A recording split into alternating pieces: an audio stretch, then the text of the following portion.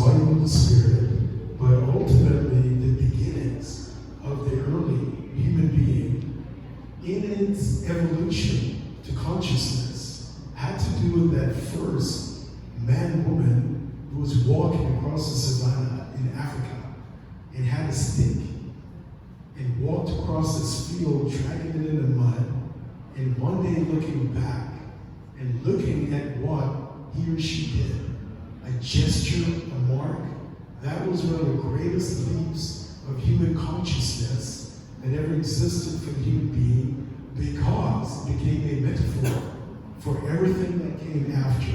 And everything that's in this room has to do with the gesture of the human body. Dance came out of the gesture, sculpture, literature. Every mark that you're seeing is language. James Baldwin is a formidable figure. He used the word.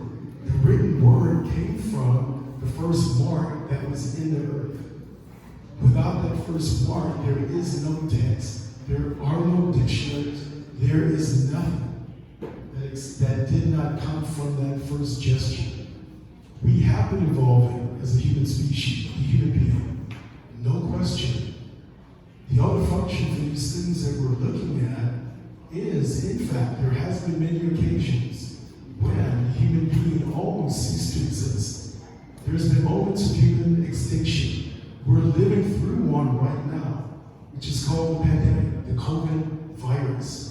We've had many occasions in human history where the virus was here. We had the Dark Ages in Europe, the 14th century. Half of Europe died, maybe 15 million people. We did not have profoundly the science that we have today. Thank God we have it. We've only lost maybe 5 million people, 6 million people. Without the advancement of the human mind and science and medicine, I'm happy we're all here today. But perhaps without this evolution of our consciousness, many of us may not have been here this afternoon. I am grateful I'm alive and have this opportunity to speak to the people that's in this room, and I'm very grateful for this young man, Mr. Bo, who I've been engaged in conversation for many years, and it's always enlightening. I have to be here.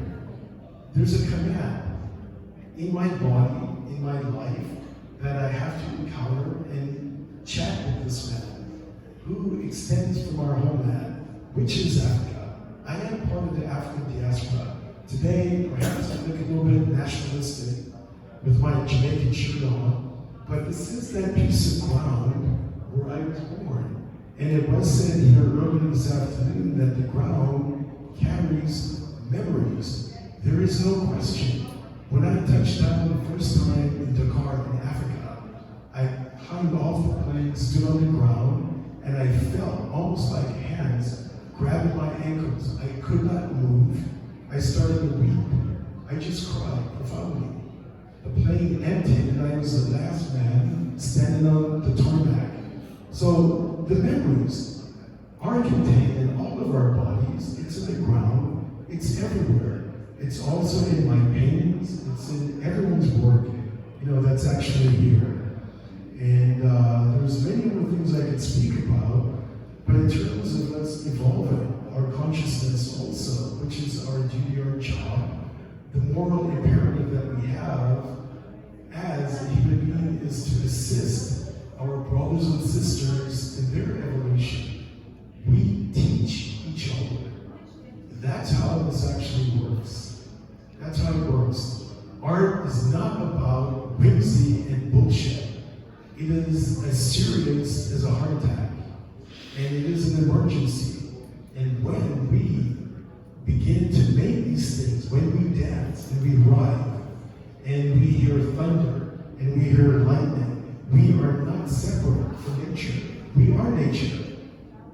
If you see yourself, and you should see yourself, and we see each other, and we have to acknowledge each other's brilliance. We have to. Wake up. Wake up. I'm not going to say that term. What is it? Everybody's woke.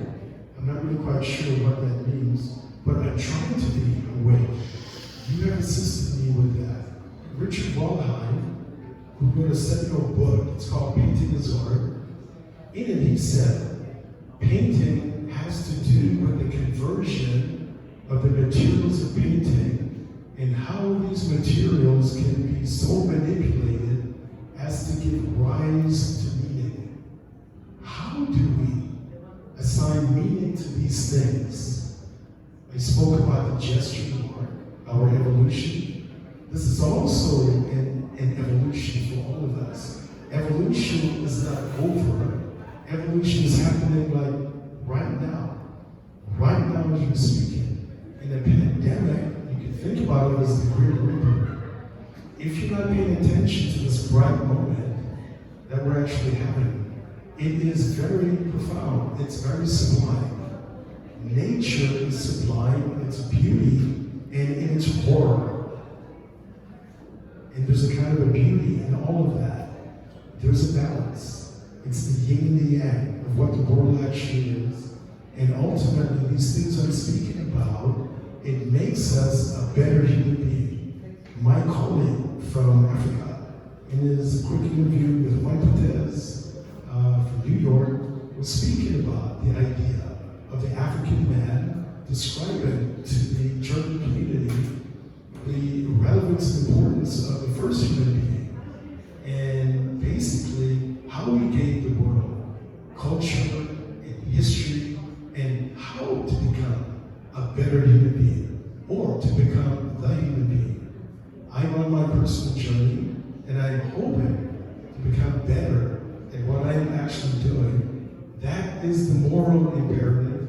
That's our duty. I think James Baldwin speaks about that. And for me to have this opportunity here, just to share a few words, I do it with love and passion, as my colleague Philip Bedard is speaking about. And it is what I do, what I hope to do, and when I'm finished, when you're dead, you're done.